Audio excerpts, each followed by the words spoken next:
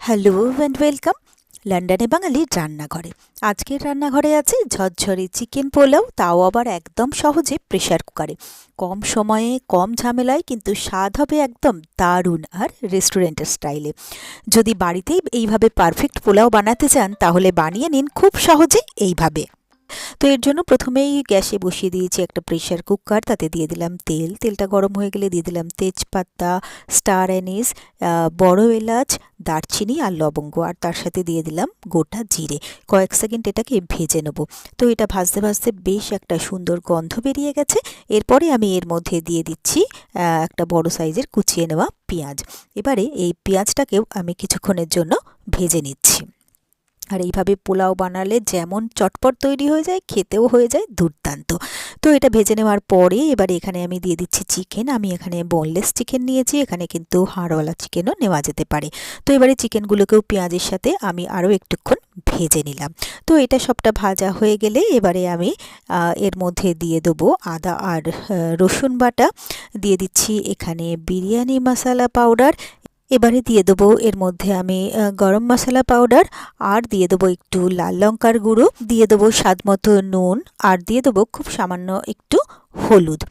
এবারে দিয়ে দেবো এর মধ্যে টক দই। তো টক দইটা এর মধ্যে দিয়ে এবারে এই সব কিছুকে প্রথমে ভালো করে মিলিয়ে মিশিয়ে নেবো চিকেনের সাথে। তারপরে চিকেনের সাথে সবটাকে ভালো করে একটুক্ষণ কষিয়ে নিচ্ছি। তো এটাকে সুন্দরভাবে কষিয়ে নিতে হবে। এটা ভালোভাবে কষানো হয়ে গেছে। এরপরে আমি এখানে দিয়ে দিচ্ছি চাল। এখানে আমি বাসমতি রাইস আগে থেকে ধুয়ে জল ঝরিয়ে রেখেছিলাম, সেই চালটা এখানে দিয়ে দিলাম। এবারে চালটাও সব কিছুর সাথে মিলিয়ে মিশিয়ে নিয়ে 1-1.5 মিনিট এটাকে একটু ভেজে নেব। তো সবটাকে ভেজে নেওয়ার পরে এরপরে এর মধ্যে প্রয়োজন মতো দিয়ে দিলাম আমি জল। তারপরে ভালো করে সবটাকে আমি মিলিয়ে মিশিয়ে নিচ্ছি।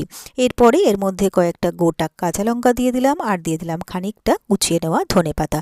এবারে ঢাকনাটা লাগিয়ে দিয়ে এটাকে আমি হাই ফ্লেমে 1 থেকে 2টো সিটি দিয়ে এটাকে প্রেশারটাকে কমতে একটু সময় দেব। তারপরে এটাকে আমি ঢাকনা খুলে নিচ্ছি। তো সুন্দরভাবে কিন্তু পোলাও আমার রেডি হয়ে গেছে, আর অসাধারণ একটা চিকেন পোলাওয়ের গন্ধও আসছে, আর একদম কিন্তু ঝরঝরেভাবে এটা তৈরি হয়েছে। এবারে এটা সার্ভিং বলে তুলে নিতে হবে। তাহলে আপনারাও কিন্তু বানিয়ে ফেলতে পারেন বাড়িতে ঝরঝরে এই সুস্বাদু পোলাও। খুব ঝটপট, ভীষণ তাড়াতাড়ি, আর আমি গ্যারান্টি দিয়ে বলতে পারি এটা আপনাদের সকলেরই ভীষণ ভালো লাগবে।